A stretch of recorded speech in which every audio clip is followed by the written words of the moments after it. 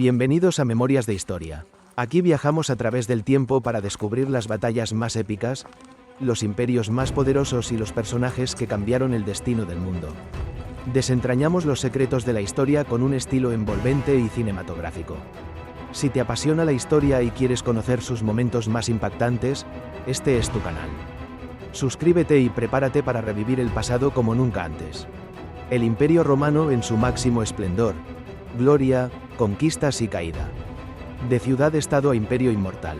Roma comenzó como una pequeña ciudad-estado en el centro de Italia, según la leyenda, fundada en 753 a.C. por Rómulo y Remo. Durante siglos, fue un reino y luego una república gobernada por el Senado y los cónsules. Pero la ambición, la guerra y la genialidad militar la llevaron a dominar el Mediterráneo. Tras vencer a Cartago en las guerras púnicas, 264-146 a.C., Roma se convirtió en la dueña absoluta del Mediterráneo, conquistando Hispania, Grecia, el norte de África y Asia Menor. Sin embargo, la República entró en crisis debido a las luchas de poder entre generales como Julio César y Pompeyo. En el año 27 a.C., tras la Guerra Civil, Octavio, Augusto, se convirtió en el primer emperador de Roma, dando inicio al Imperio Romano, que cambiaría la historia para siempre. El apogeo del imperio. Roma en su máxima gloria. Bajo emperadores como Augusto, Trajano y Adriano, Roma vivió su época dorada. Durante el siglo II después de Cristo, el imperio alcanzó su máxima expansión bajo el emperador Trajano, 98-117 después de Cristo, controlando desde Britania hasta Mesopotamia y desde el Sahara hasta el Rin y el Danubio.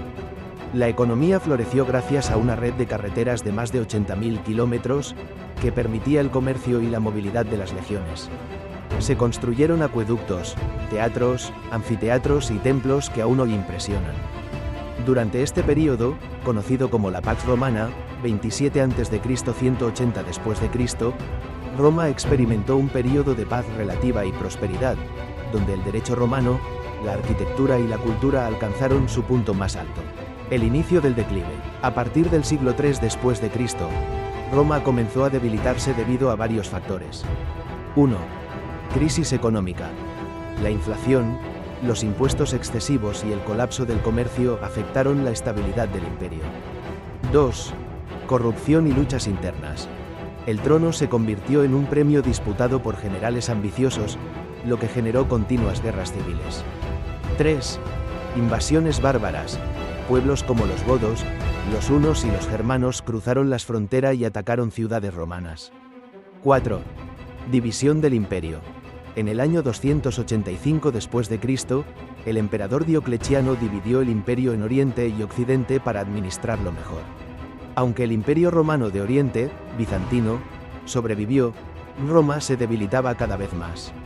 La caída de Roma, 476 después de Cristo. En el año 410 después de Cristo, Roma sufrió un golpe devastador cuando fue saqueada por los visigodos de Alarico. Aunque la ciudad se recuperó, su poder nunca fue el mismo. Finalmente, en 476 después de Cristo, el último emperador de Occidente, Rómulo Augustulo, fue depuesto por el líder germano Odoacro, marcando oficialmente el fin del Imperio Romano de Occidente. Sin embargo, el Imperio Romano de Oriente, conocido como el Imperio Bizantino, sobrevivió por 1000 años más, hasta la caída de Constantinopla en 1453 después de Cristo. El legado de Roma. Aunque cayó, Roma nunca desapareció realmente. Sus ideas sobre derecho, arquitectura, literatura, estrategia militar y cultura influyeron en toda la civilización occidental. El Imperio Romano fue más que un imperio, fue el cimiento del mundo moderno. ¿Te gustaría conocer más sobre sus batallas, emperadores o conspiraciones?